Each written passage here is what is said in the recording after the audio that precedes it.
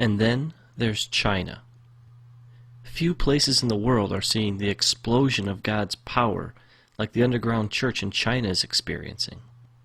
And in the last 60 years, China's communist government has done its best to wipe Christianity off the map. What you are about to see is some of the rarest footage on the planet.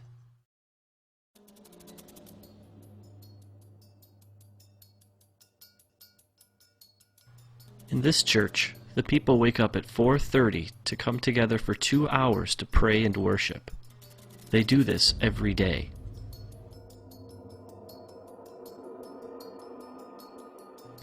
This church meets in the only place they're safe, a cave.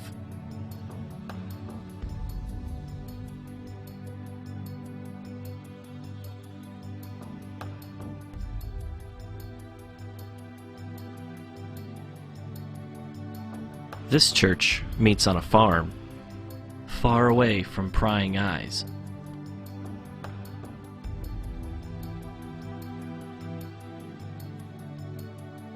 Here's an example of an underground church outreach. The people sitting are Christians. The people who are standing are not. This particular preacher was once crippled, but was healed when someone prayed for her. She now preaches the good news of Jesus to anyone who will listen. In this particular meeting, over 1,000 people became Christians.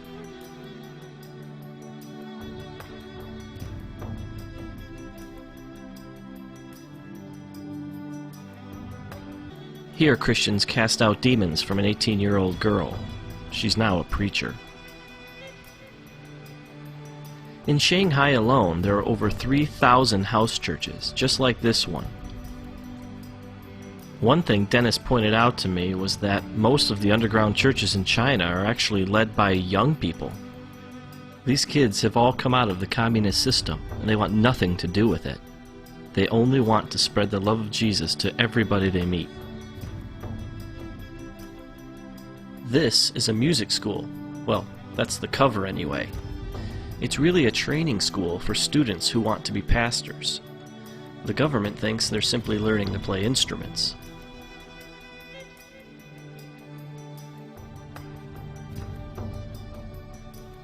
One thing I quickly realized about the Chinese church is that it's a lot different from the American one.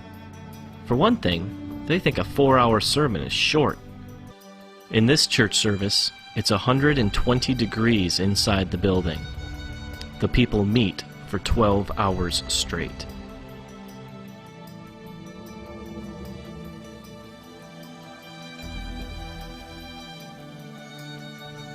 Dennis told me one story about a time he went to a very remote village in China to preach.